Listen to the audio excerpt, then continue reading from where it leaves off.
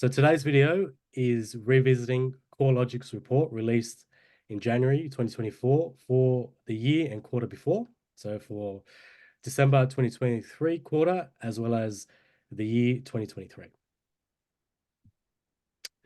So before we start, firstly, the cash rate from the RBA remained the same, did not move, so sitting at 4.35% as at the 6th of February of 2024. So what's happening with the property market overall? The capital cities are running at different paces and different speeds. So you've got the boom towns, the boom states, you could say, that are South Australia, WA, and Queensland performing really well. And this is mainly due to the fact that prices of those states or houses or housing stock in those states is relatively a lot lower than those sitting in New South Wales and Victoria. So New South Wales and Victoria are remaining sort of flat. Actually, Victoria is going backwards, and this is mainly due to the fact of the changes to investors and landlords with property taxes starting at the end of last year, which is causing investors and people investing in those areas to think twice before they go there. Tasmania and Northern Territory are also retreating. They're in negative territory. But overall, if we look at capital cities, both regional and metro, combined overall as an average, house prices in Australia increased by 8.1% for 2023. Which is quite interesting because a lot of predictions at the start of the year were predicting house prices would go down. So I don't always believe what you hear in the media, eh? 100%. I think interest rates going up really did hurt people in terms of their monthly mortgage repayments for both households and investors. But the recent influx of immigration has caused demand to basically go bonkers and skyrocket, and there's not enough housing to house all the new people coming into the country. So I think investors and people are understanding that house prices have to sort of go up if the demand continues to stay where it is. So I think that's why prices have sort of stayed the same or increasing. So even though the housing market remains strong and it's very tight at the moment, there's also been an uptick in credit card debt through spending. So, what does that mean? Does that mean that people are still spending, but spending using their credit cards? Possibly. So this could unravel a bit later, but let's see what happens throughout the year. So in line with increases in the sales of houses in terms of values, rents have also gone up on average about 8.3% in 2023 for Australia.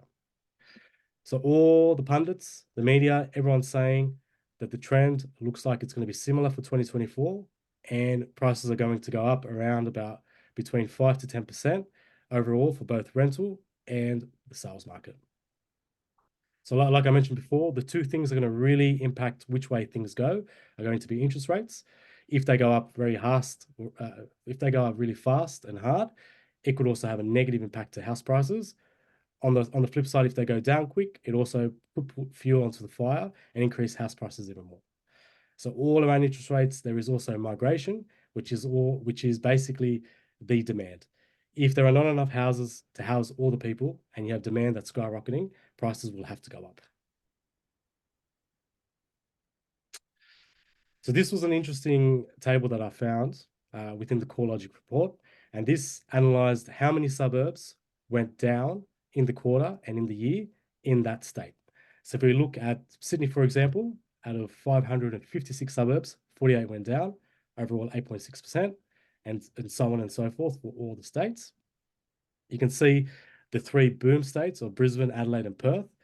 Hardly anything went down in terms of the prices that fell, like comparing which suburbs compared to how many suburbs that were falling. It was only a very small amount. So that does make sense.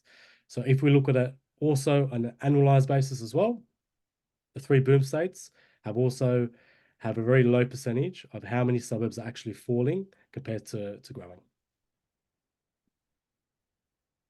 So this is a graph that everyone would like to see in terms of their house values or their home values, again, provided by CoreLogic. So overall, we can see that national house prices went up by 8.1%. The three boom suburbs, I keep saying boom suburbs, the three boom states, Brisbane, Adelaide, and Perth, went up astronomically. You can see between 8, 9 to 15%. Sydney went up really well. Melbourne, however, only went up slightly. Hobart and Darwin, negative territory, and Canberra is flatlining as well. Yeah, and interestingly, on the previous slide, it looked at suburbs that went down, and obviously there's a lot of these big percentages of suburbs that actually dropped in value, but you compare that to the overall state change, and there was an overall increase, which really revealed that, you know, some suburbs will go down, but some will also go up. So in terms of, you know, suburb selection and where you invest and where you put your money will be influenced at the suburb level as well. So just be a bit more smarter where you end up investing, because not all suburbs are the same within the same state. 100%. Yeah. And I bought 2 properties in Perth last year, so doing well. And then this is just a simplified graph of the table before. And this is all the information we know already. You've got the states that are doing really well, the states that are not doing so well. But overall, you can see for the quarter, you can see, oh, sorry, that's for the month. You can see even for the month that the 3 states that are going up are continuing to go up, the states that are decreasing. But overall, there's an annual change of Australia that prices are going up. So that brings us to the end of today's session. If you have any questions about the topic, feel free to reach out to us.